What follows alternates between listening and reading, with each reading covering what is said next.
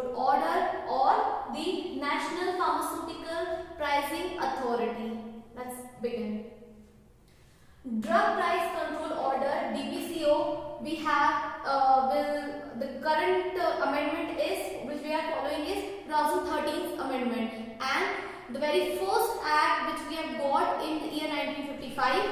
Let's see. DPCO issued by the government to declare the ceiling price for essential and life-saving medicine.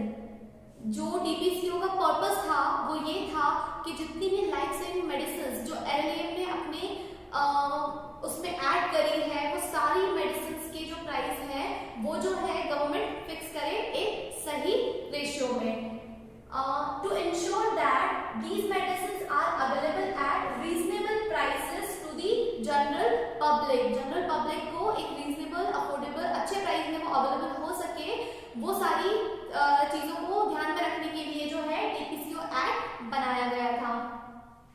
Drugs are considered as essential commodity. Drugs को एक essential commodity माना गया था essential commodity act 1955 के तहत.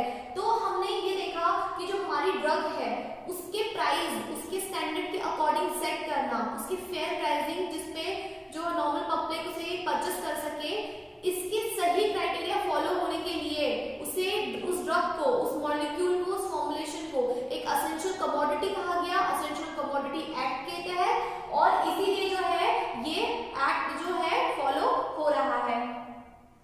And central government is empowered to control under the commodity the essential commodity act. Under this the government is empowered to control the production, supply, distribution of the essential commodity including drugs. क्योंकि drugs को भी essential commodity कहा है, इसलिए government को यह अधिकार है कि उसके प्रोडक्शन, सप्लाई, डिस्ट्रीब्यूशन इन सबसे रिलेटेड जो राइट्स हैं, जो डिसीजंस हैं, वो गवर्नमेंट उसमें इंटरफेयर कर सकती है. DPCO जब हमें 1955 में मिला था तो वो 3 शेड्यूल या हम ये कह सकते हैं कि 3 रूल्स के अकॉर्डिंग काम करता था. First, second and third. Schedule first, schedule second and schedule third. Schedule first था जिसमें it contains a list of 76 bulk drugs. 76 bulk drugs को उसमें जो है जगह दी गई थी कि इसके प्राइस जो है वो गवर्नमेंट अथॉरिटी के अकॉर्डिंग जो है रखे जाएंगे, उसमें उतना ही उनका इन्वॉल्वमेंट होगा जितना कि उनके मैन्युफैक्चरर्स का. उसके अलावा शेड्यूल 2 में कुछ ऐसे फॉर्म्स रखे गए थे जो अप्रूवल या रिवाइज उस प्राइस को उस कीमत को रिवाइज करते बार-बार रिवाइज करने की जरूरत पड़े अगर वो, या फिर अप्रूव करने में सेट करने की जरूरत पड़े, उसके लिए उन शेड्यूल फॉर्मुलेशन से रिलेटेड, यानी कि सपोज जो शेड्यूल फॉर्मुलेशन है इन बल्क ड्रग से रिलेटेड उनके प्राइस जो जिस फॉर्म से भरे जाएंगे या बाद में अगर रिवाइज करने की जरूरत पड़े उन कीमतों को तो उनको रिवाइज करने के लिए जो फॉर्म भरे जाएंगे वो आता था शेड्यूल सेकंड में.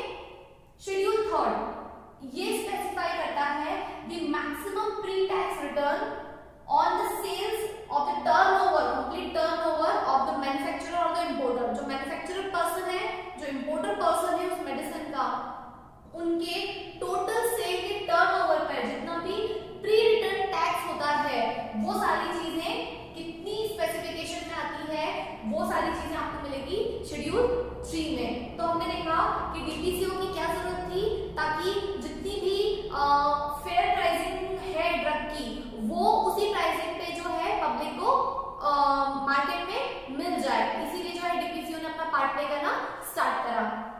देन आपको मैं बताऊं कि हम सेलिंग प्राइस की बात कर रहे हैं. Now what is the selling price? This is the price which is fixed by the government for schedule formulation. यानी कि ये जो फॉर्मुलेशन शेड्यूल की गई है उतनी ही फॉर्मुलेशन की प्राइस जो है गवर्नमेंट उसमें इंटरफेयर कर सकती है क्योंकि वो कितने फेयर है या नहीं है पब्लिक के लिए उसके डिसीजन में. Then NLEM, what is NLEM? Is the national list of essential medicine. एक नेशनल लिस्ट है एसेंशियल मेडिसिन की जिसमें कुछ ड्रग्स को जो है जगह दी गई है, किसके द्वारा? By the ministry of health and family welfare. इस गवर्नमेंट के द्वारा जो है NLEM का जो है कंस्ट्रक्शन हुआ था, एंड आफ्टर दैट उसमें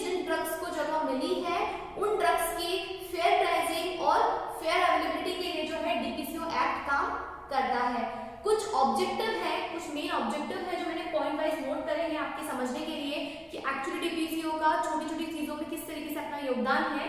सबसे पहले to increase the number of drugs. जब पहले मैंने कहा ये ड्रग शेड्यूल आया था तब इसमें 74-76 ड्रग्स जो थी अप्रॉक्स, उसको इन्होंने बढ़ाकर जो है काफी ज्यादा कर दिया। तो वो नंबर ऑफ ड्रग्स बढ़ जाने से क्या होगा, ज्यादा से ज्यादा जो इंपॉर्टेंट ड्रग्स हैं, जो जरूरत की ड्रग्स हैं, वो इस लिस्ट में शामिल हो जाएंगी और उनके प्राइस सेट करने में गवर्नमेंट जो है अपनी भूमिका निभाएगी। तो वो आपको एक फेयर प्राइस पे अवेलेबल हो सके, इसीलिए डीपीसीओ ने उसमें नंबर ऑफ ड्रग्स बढ़ाने की कोशिश की है। अमेंडमेंट होते होते जो है काफी ड्रग्स उसमें बढ़ गई हैं। उसके बाद to regulate and control the prices of 384 drugs by the National Pharmaceutical Pricing Policy, those converted under the NLAM 2011.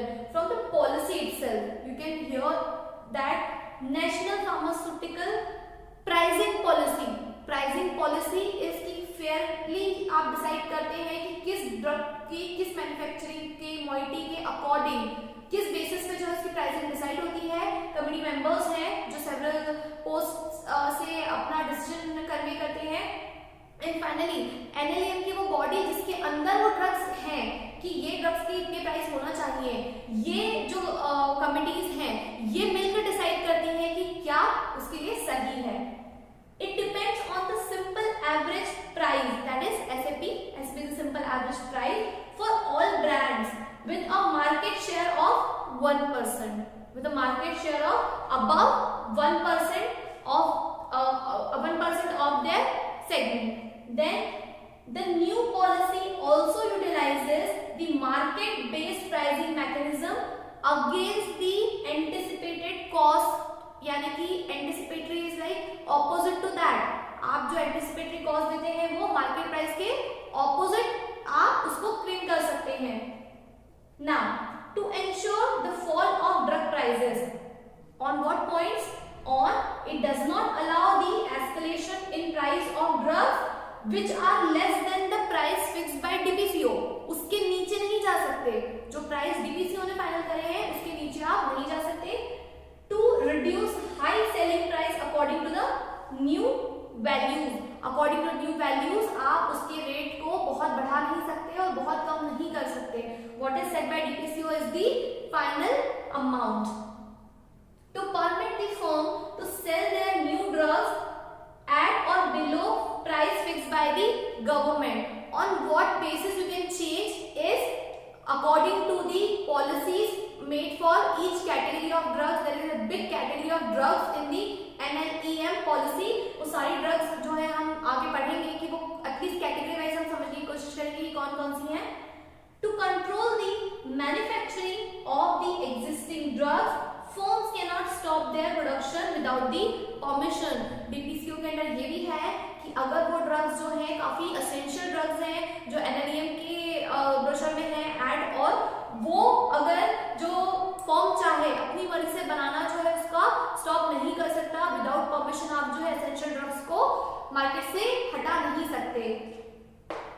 To permit the manufacturers to enhance their maximum retail price annually.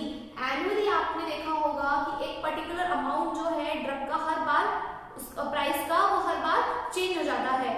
उतना liability है इसमें कि आप इतना MRP में changes कर सकते हैं annually, but not more than the amount set by the DPCO. तो कुछ पॉइंट्स में हमने बस ये समझने की कोशिश करी कि इन अ वेरी डिटेल्ड वे कि क्या ऑब्जेक्टिव थे डीपीसीओ के, एंड ऑल इन ऑल हमने ये देखा है कि एट अ फेयर प्राइस जब हम कोशिश करते हैं एसेंशियल ड्रग्स को पब्लिक तक पहुंचाने की, तो डीपीसीओ उसमें एक इंपॉर्टेंट रोल प्ले कर रहा है।